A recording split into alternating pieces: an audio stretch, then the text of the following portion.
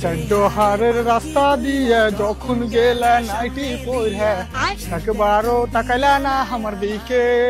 তাহলে তুই আব্বাজি কি হবে? তোমার প্রেসার এখন কেমন আছে? প্রেসার?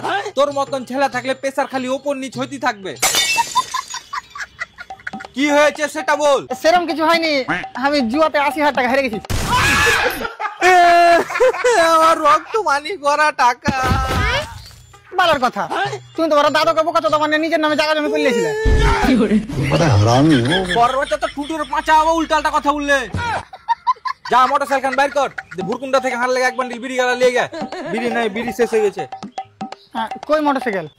কেন বে হারকে মোটরসাইকেল কি হলো? ওই মোটরসাইকেলটা বিক্রি করে তো আমি জুয়ার টাকা গালা শোধ করেছি।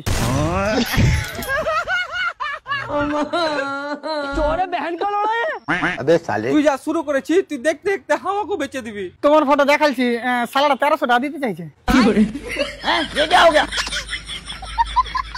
আমি বললো যত সুয়ারের মতন মুখ হোক না কেন আমার আব্বার, এত কম রেটে আমি দিতে পারবো না।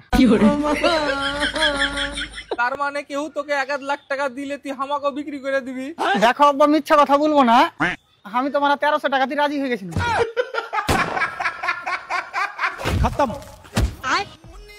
আব্বা মরে গেলে নাকি? अबे साले আমার মরে গেল, লাভ আছে, বাড়ি খান তো পাবো।